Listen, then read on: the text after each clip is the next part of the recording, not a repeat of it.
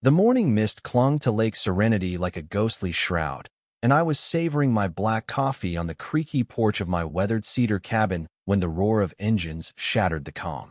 A convoy of gleaming luxury vehicles, a white Range Rover, a black Cadillac SUV, and a silver Lexus barreled down the dirt road like they were hunting a fugitive. I'm Nathan Harper, a retired Navy officer who traded sea battles for a quiet life fishing with my golden retriever, Scout, at this lakeside retreat I inherited from my uncle, Tom Harper. The cabin's nothing fancy, just a sturdy relic from the 80s, surrounded by towering pines and overlooking a protected wetland off-limits to development since forever. But that Saturday, trouble came knocking, and what unfolded was a fight I never saw coming, one that would expose a conspiracy darker than the lake's deepest waters. Out of the Range Rover stepped Vanessa Sterling, a 58-year-old with platinum hair sculpted into a fortress of entitlement and crimson nails sharp enough to slice through steel. Her cream blazer screamed money, and her stride oozed the confidence of someone who'd never heard no.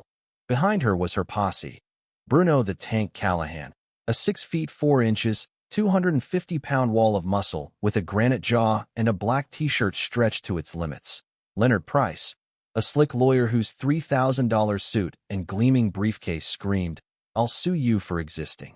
And Chloe Reed, a 28-year-old secretary with icy eyes clutching an iPad like it held state secrets.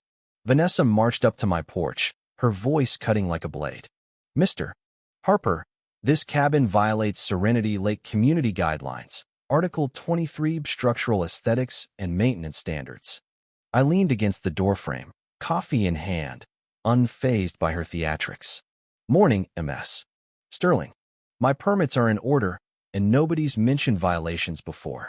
She gestured at my cabin like it was a landfill, rattling off vague accusations, unauthorized modifications, wrong paint color, Scout roaming free. Her crew's eyes, though, kept darting to the protected 2-hectare plot next to my land, marked by a faded sign. Federal Ecological Zone No Development. When I asked for their inspection papers, Chloe handed me a document still warm from the printer, ink smudged. I smirked. "Print this in your car?" That's when I noticed Leonard's business card. Counsel for Lakeside Ventures, LLC, with an address matching Vanessa's mailbox.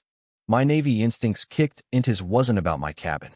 Bruno stepped forward, his boots making my deck groan, brandishing a homemade electric baton that crackled like a cheap movie prop. "Cooperate, old man, or I'll drag you off your property." I met his gaze, steady as I'd been facing pirates in the South China Sea. 30 years in the Navy, son. I've seen worse escorts than you." Vanessa shrieked for Bruno to act, but I just smiled, sipping my coffee. "Careful, folks. My yard's got surprises." Bruno lunged, baton raised, thinking he'd steamroll a frail 52-year-old. But I'd faced typhoons and worse. My hand brushed a wooden trim Paisea hidden switch for my irrigation system, rigged after raccoon troubles. With a flick, 12 high-pressure sprinklers erupted, turning my lawn into a muddy trap. A jet hit Bruno square in the face, short-circuiting his baton and sending him convulsing into the muck. Leonard's Italian shoes betrayed him, sending him face-first into the swamp, his briefcase spewing papers like confetti. Chloe's stilettos sank, her iPad cracking on impact. I stood on my dry patch, coffee untouched, watching the chaos. "Automatic irrigation," I said. Should have seen the sign. Vanessa, somehow dry, stood just outside the spray zone, revealing she'd scouted my land. Her shrieks about assault didn't hold up against my warning signs and Scout's tiny GoPro, recording it all in 4K. As they limped off, Bruno dropped an envelope. Inside was an email between Vanessa and Lakeside Ventures CEO, titled Phase 2, Clear Harper Property for Marina Resort. It revealed Vanessa had ousted the real HOA president, Walter Grayson, with blackmail, spreading lies about embezzlement. The protected wetland was their target, my cabin the obstacle. Then my phone rang, a distorted voice warned, "Vanessa Sterling's more dangerous than you think. Watch your back." The line went dead, leaving me with a chilling puzzle. By evening, Scout's footage had exploded on our local Facebook group, hitting 50,000 views. Neighbors flocked to my cabin, not just to gawk, but to share their own horror stories. George Miller, a 70-year-old widower, showed fines for leaving his newspaper out past 6:15 a.m., Vanessa threatening his home over arthritis-slowed mornings. Maria Lopez, a single mom, recounted Vanessa threatening CPS over her daughter's chalk drawings. Ethan Park, an IT engineer, revealed Vanessa banned his laundry drying, forcing a $1,200 dryer purchase, with no record of her new rules. We pooled our skills. Ethan hacked the HOA database using Walter's old password, uncovering Vanessa's unelected presidency, $85,000 siphoned from community funds, and fake contracts, including $3,000 monthly to Bruno's security firm. Most damning, Vanessa had blackmailed Walter with AI-generated deepfakes, forcing his resignation. As we planned, car door slammed outside. Vanessa emerged from a sheriff's vehicle with Sheriff Callahan, Bruno's cousin, no doubt flanked by deputies. Her predatory grin announced, illegal assembly, conspiracy, and threats. You're all under arrest. I stayed calm, showing Sheriff Callahan the GoPro footage of Bruno's aggression and my legal warnings. Vanessa's own video, meant to incriminate me, caught her ordering Bruno to knock me out. The sheriff's face darkened as Ethan live-streamed to 300-plus neighbors, their comments exposing more of Vanessa's abuses. Then Walter Grayson arrived, silver-haired and resolute, with a box of evidence, election records proving Vanessa's fraud, emails of her threats, and an audit showing $127,000 stolen through fake companies. Vanessa's empire was crumbling. Her desperate rant about a marina resort for the community revealed a delusional zeal.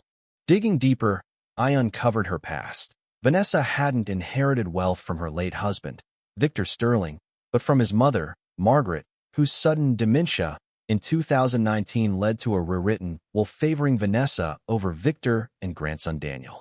Medical records and Dr.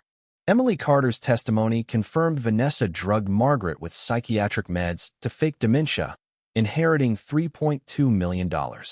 Security footage showed her slipping pills into Margaret's vitamins. Emails from 2018 with Victor suggested he was complicit, but Vanessa killed him too, using the same method. Worse, she'd targeted other elderly victims across states. Then Ethan's alert.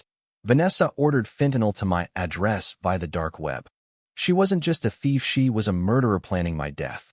I called a community meeting, where Jake Callahan, the mystery caller, revealed himself as FBI agent Jake Morrow, undercover for 2 years. His evidence toxicology reports, emails, surveillance confirmed Vanessa's multi-state murder and fraud ring. As he spoke, Vanessa's convoy returned, Bruno and 6 fake mercenaries in tactical gear, Leonard with forged court papers, and Sheriff Callahan, torn between duty and corruption. Vanessa declared my property seized as a terrorist threat. I whistled, and Scout led a pack of neighborhood dogs, barking chaos. My upgraded irrigation mixed with paint and clay turned the yard into a rainbow swamp. Bruno slid like a cartoon villain, mercenaries fled, and Jake arrested Vanessa and Leonard for murder and fraud.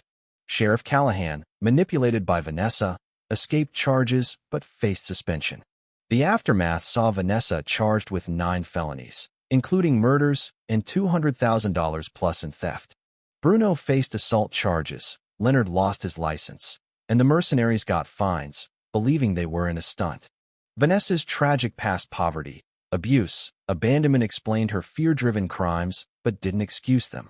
Moved, I wrote her in prison, offering compassion, not forgiveness, and funded her defense with therapy, alongside Daniel Sterling. 3 months later, Walter led a reformed HOA, with me as VP and Maria as treasurer. Our story went viral, sparking debates on justice versus revenge.